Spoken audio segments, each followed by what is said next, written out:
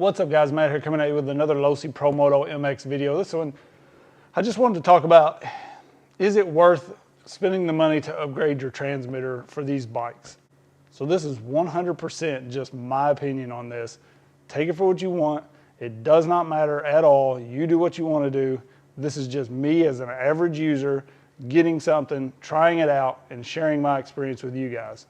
Because look, I don't know a ton about these Spektrum radios. I don't like Spektrum. I had a DX5R years ago, didn't like it, never did. I mean, I paid like $300+ for it.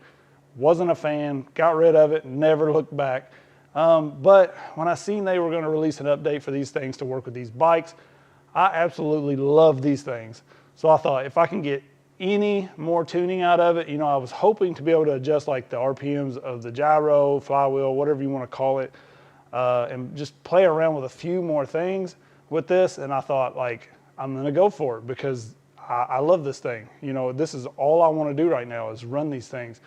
So part of the plan was to just get another receiver for these bikes and see if I could make it work in the Sky RC. You know, then I had this transmitter I could use with multiple bikes and that sort of thing. So I was kind of just thinking it would be something cool to mess around with.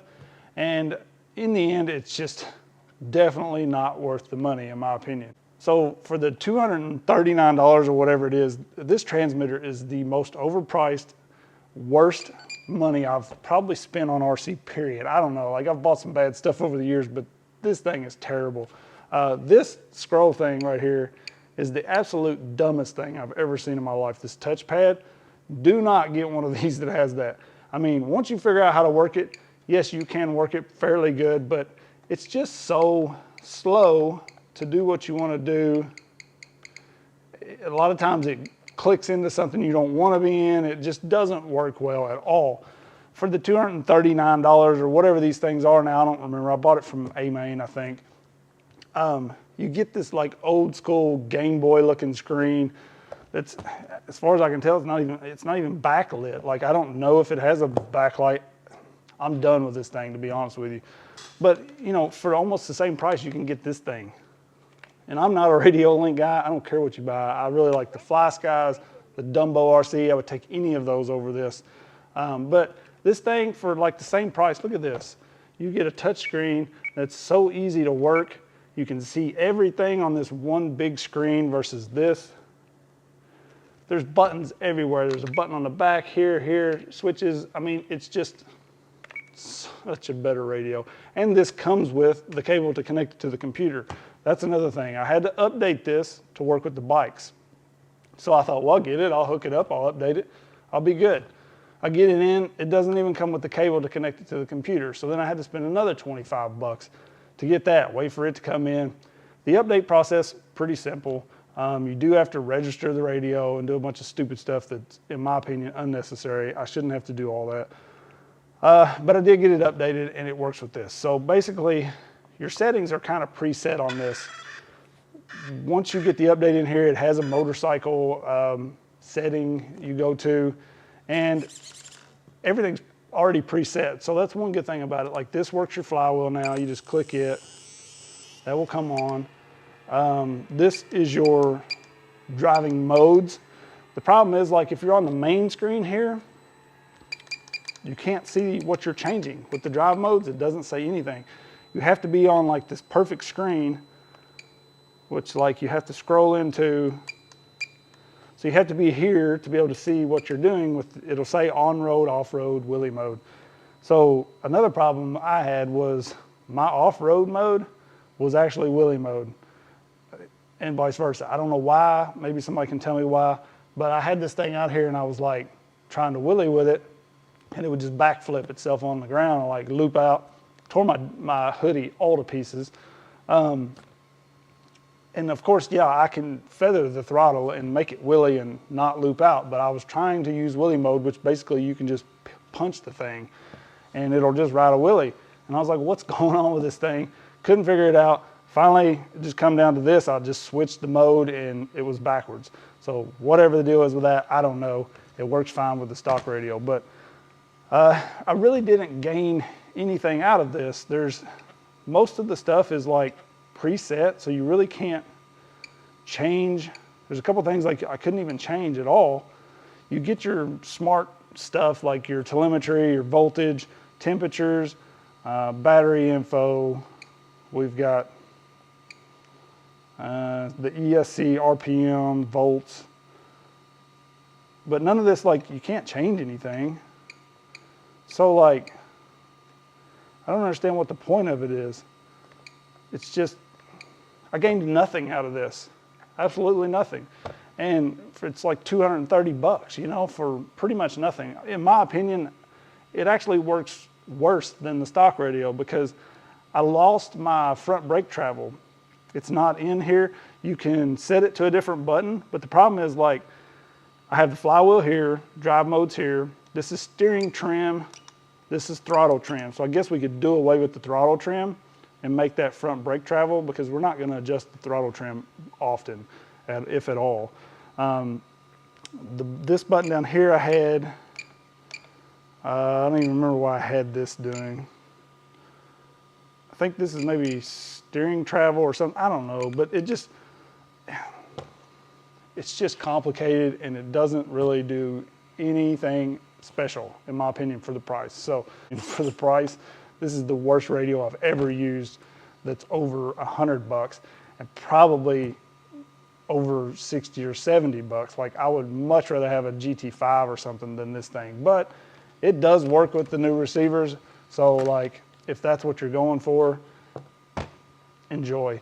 Now, the stock radio, in my opinion, just upgrading this is the best way to go.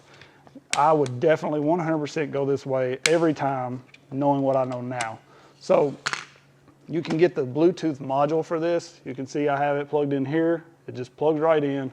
That's going to let us use the Spektrum dashboard app on our phone to get all of the telemetry stuff on a much better screen that we're going to be able to see and navigate through much easier than that.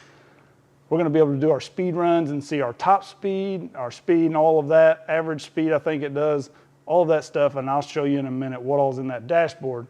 But you can do all of that with this and your phone basically clipped into this thing. So I did pick up this little mount to hold my phone because the stock cover is just this thing, you know, you just pop it off, put your Bluetooth module in, and then this clips onto the transmitter. Now this thing's like 17 or 18 bucks. This module's $25, by the way. So this versus that, it's insane. This thing was like 18 bucks. I picked it up because it is much easier to be able to see your phone right here. I thought maybe I could use it for filming also. I have a little thing I clip onto here. Normally it comes up and I film with. I'm still going to use that for filming because this, the tilt is very limited on it. You can see it doesn't tilt very far. So if you're going to film with it, you have to like hold it like this. I did a little bit with it and it's very complicated. It's not very well made at all. If you try to pull this and clip your phone in it, it just pops out. It's like you really have to hold this while you slide your phone in.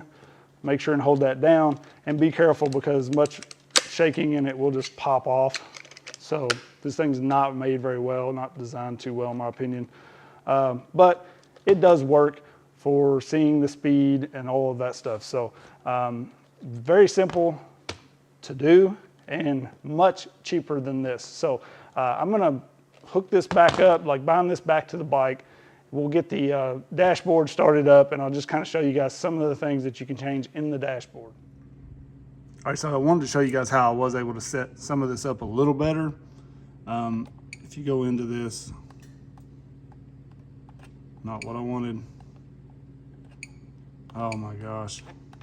Okay, that's where I want to be. That's what I'm talking about with this thing. It's so aggravating. If you go to motorcycle, so I have the front brake trim on F, which is down here. So if you press this left or right, that will adjust our front brake trim. Front brake travel is on A now. So that's this one, left or right, will adjust our front brake travel. Steering trim is here on B. I left throttle trim, or I'm sorry, driving modes here. So we have our driving modes, like race mode, off-road, on-road, whatever, wheelie mode. And then this was our flywheel here. I moved that to the G button down here, so we can just press that on off. Hopefully that will work. Our drive mode still here. The MS6X gain is this E, left or right here. Hopefully this is still throttle, or do we not have anything on this now?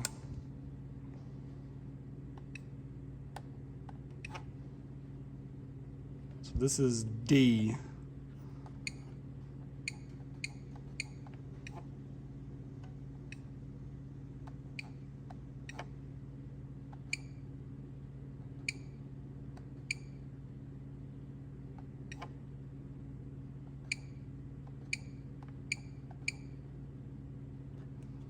This says throttle A. So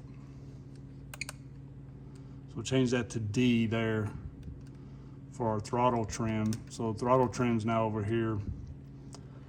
Gonna get a little confusing probably, but that's one way you could set this up, I think. So now we have throttle trim, steering trim, our modes here, wheelie mode, off-road, on-road.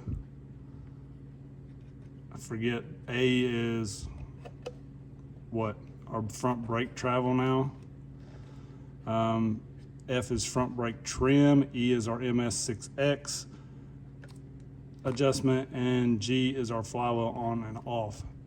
So that will work. The other thing I was talking about, like anywhere you're in this, it would be nice if when you changed your race mode, it would pop up and tell you you're changing that, because if you're in this, even the main screen here, and you change your mode, it doesn't show anything. You have no idea what mode you're in. And I've actually changed that somehow now. It's not even a 3 position.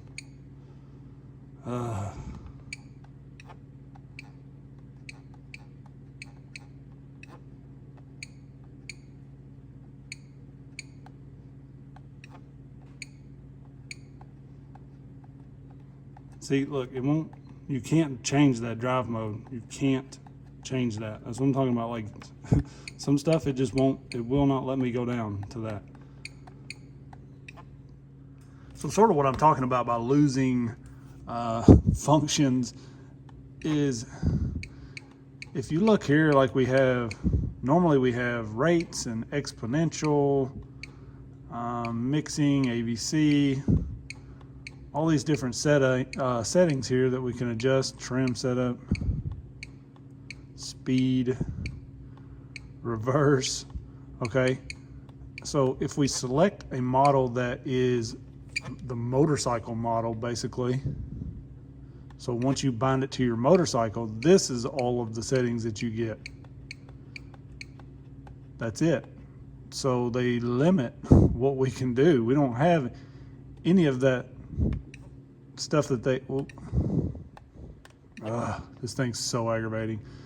So we've lost a lot of settings, and it's just like, why would anybody upgrade to this? I mean, honestly, you'd be better off to get rid of this and get the stock, just keep this stock transmitter that comes with the thing. So, you know, I was thinking we could adjust the exponential and all sorts of different things, but they took that away. So if you go to this, which is technically, you know, bound to a normal receiver, not a motorcycle receiver, you can see all of the things that we gain. Reverse, speed, I think rates is not even on there. The exponential I know is not on there. Aux assign, like all of this stuff is just taken out. So this is technically a motorcycle setup here. See? It's just gone. Like, there's no way I would give more than 50 bucks for this transmitter, knowing what I know now. And honestly, I just wouldn't even have one. But it's definitely not worth the money to upgrade for the motorcycle, because they've just, with the update, when you bind to the motorcycle receiver, you don't have half of the tuning features, the functionality of it. So it's just really a letdown in my opinion. So definitely do not recommend this way. Let's check out the dashboard app with the stock transmitter, because I do kind of recommend going that way if you're looking for a little more and you want the telemetry and that sort of thing, because you do still have your I can't work this thing. You do still have your telemetry that you get on here with this, but it's much better on the app in my opinion, and it's easier to see and look through. So let's check that out. All right, so now we have the stock transmitter with the Bluetooth module in it. We've got the dashboard app pulled up, the bike is on. I kept trying to connect the controller to my phone in the Bluetooth settings on my phone. That don't work. You go here to the Bluetooth in the app and click it, and then it will pull it up. So there you can see we're now connected. We have our info on our bike, our drive pack voltage, temperature, that sort of thing. Now this is not like the speed and stuff. It's not perfect. You'll see.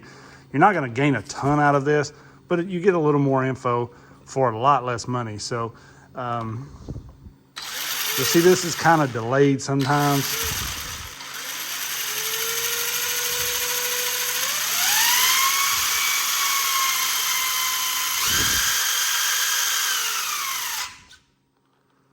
So you can see it's a little delayed. So it's not like perfect live time, but it does work for your top speed and seeing your temperatures and voltage and that sort of thing. And then you can change things around here, your travel and stuff. Here I did like your channel setup. You can get your steering lined out. My bike actually wasn't getting full steering. When I was turning, you can hear it kind of hit the head tube here. It wasn't doing that at first, and I changed it to where it's kind of maxing out right around there.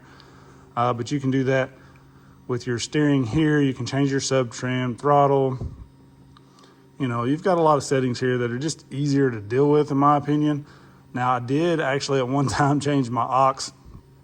I don't remember exactly what I did, but I got this to where it only had one mode. So be careful what you're playing around with, because I didn't have on-road or wheelie mode. I just had off-road, so that was a fight I had to deal with. So just be careful what you're changing, know what you're changing. But I think it was probably in here, something I changed, because if you turn that to like a one position switch or whatever. But pretty cool that you can get all of this. I mean, for the 25 bucks really out of the Bluetooth module. And then I bought this mount, obviously, but to me, this is just kind of a better way to go. You're not gaining a lot of tuning options, but this stock transmitter works pretty well. You've got all of your knobs up here to do what you want. It's easy to see. Your driving modes, you flip this, you'll hear it and see the light flash. For me, that's easier than trying to deal with making sure I'm in the correct screen on that Rugged and watching that. So it just works in my opinion. So, you know, your flywheel's here, nice and easy out of the way. You don't have to deal with it once it's on. But you know, that is my suggestion on the way to go. I've seen some people upgrading, thinking they're upgrading, buying the 5R and that sort of thing, spending a lot of money on this. And for me, this is just much better and much cheaper. So I just wanted to make a quick video kind of showing you guys. I know, you know, I'm not really doing any running here, but it's a little bit of info and just my experience on both of them, because I used the Rugged a little bit driving it, didn't drive any different or anything, and really I lost some settings like we were talking about. So for me, this is definitely the way to go. You guys let me know what you think about it. I'll link all of this stuff in the description, the module and the mount and everything. And just let me know what you want to see. I'm just playing around with these things, having fun. So I appreciate everybody watching. Peace.